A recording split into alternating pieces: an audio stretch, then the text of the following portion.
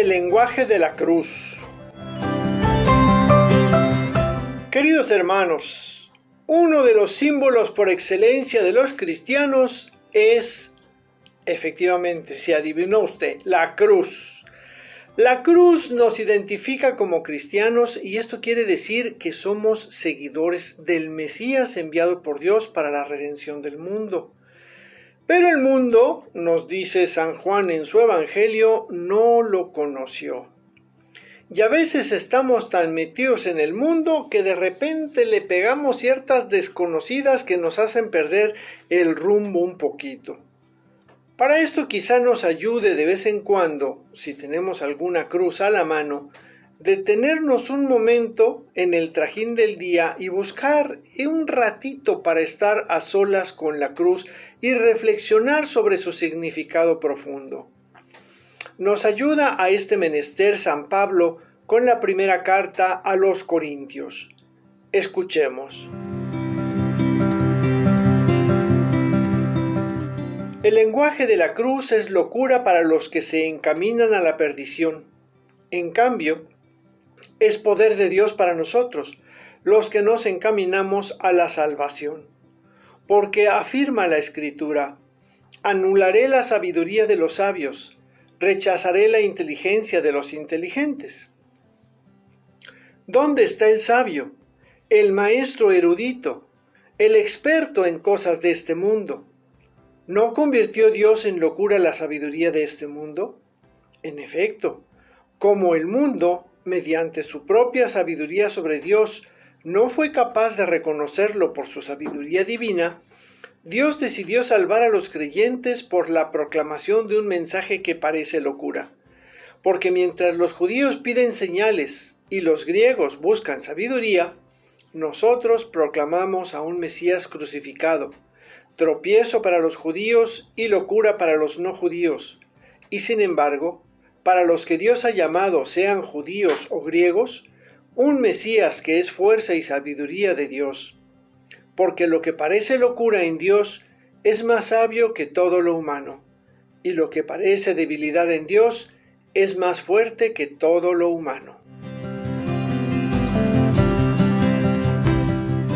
Me detengo en el primer versículo de esta perícopa.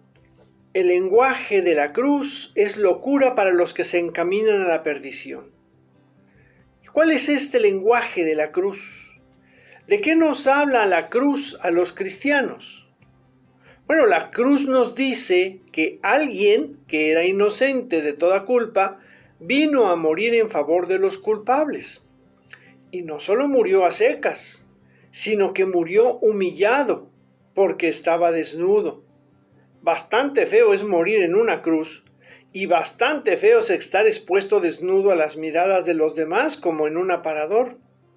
Pues vamos juntando estas dos cosas e imagínatelo. Porque nosotros, mostrando nuestro pudor, hemos cubierto al crucificado con una tela de diferentes formas, tamaños y texturas. Pero la usanza de esos tiempos era que los crucificados estaban totalmente desnudos. Era parte del castigo.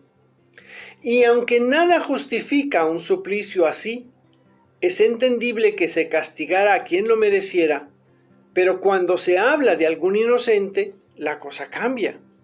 Y cambia más porque el inocente del que estamos hablando no fue capturado sin que supiera qué o cómo pasó, sino que él mismo se entregó a la muerte y resucitando destruyó la muerte y nos dio nueva vida, como dice el misal romano y como lo recita el sacerdote dentro de la Santa Misa.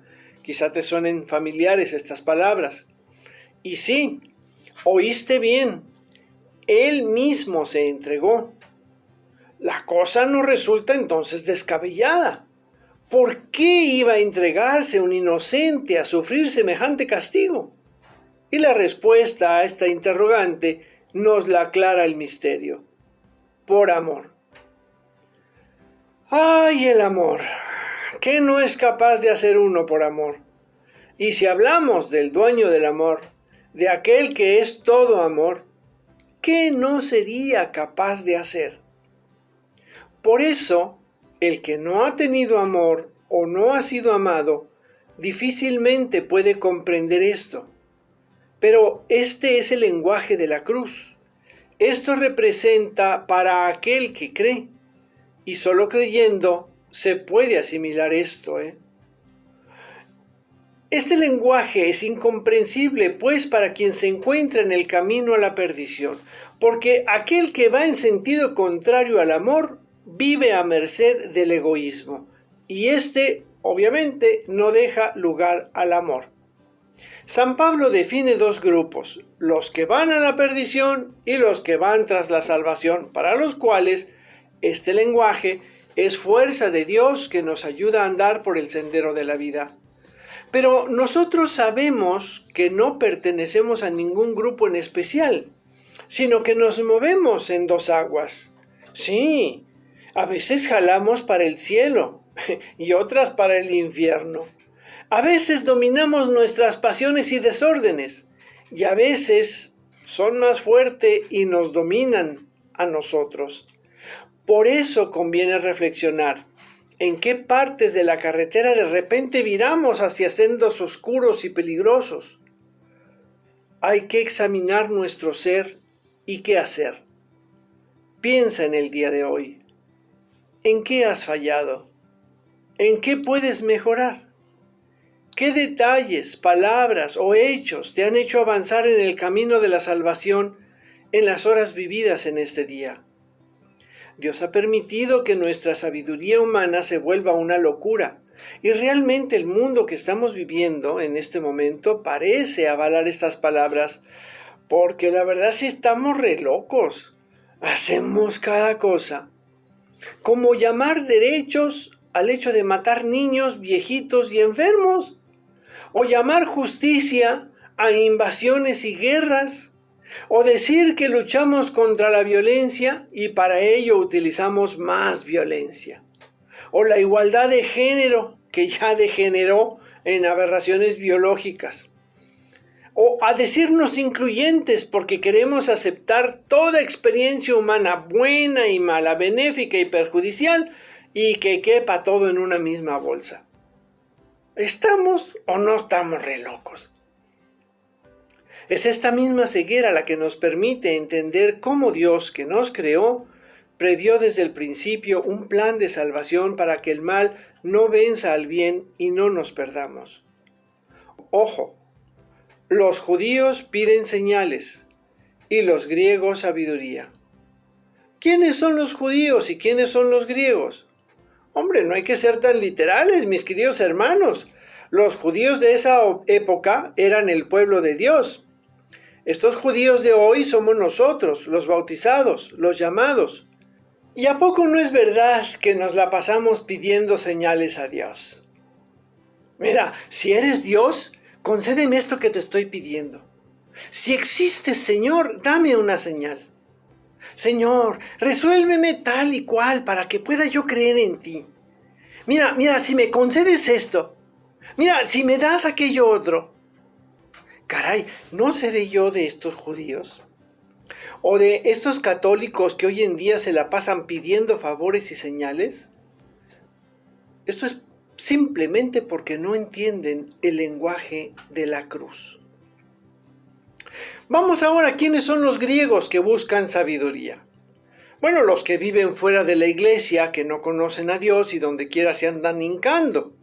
O los que buscan la felicidad bajo sus propios medios y se apoyan en la cienciología, en el esoterismo, la masonería y otras tantas formas de querer vivir y disfrutar la vida sin Dios. Tampoco, o muy difícilmente, podrán entender el lenguaje de la cruz. Ahí está. Un Mesías crucificado. Un Dios encarnado, muerto y sepultado, que resucitó al tercer día y se constituyó en juez universal, Rey del universo y Salvador de todos aquellos que quieran seguir su voz y sus pasos. Sí, la cruz con un Cristo encima nos recuerda el sacrificio que Jesús hizo por cada uno de nosotros, su muerte, el dolor del pecado, la frustración e impotencia cubiertas con el manto de la crucifixión y muerte.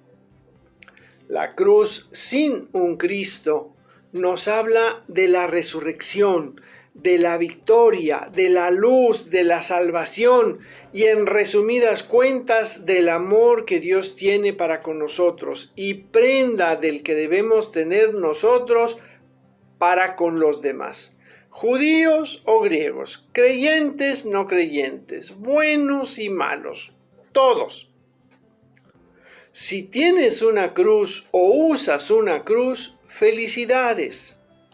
Y si no, hazte una que te recuerde con su lenguaje cómo te conviene obrar en la vida.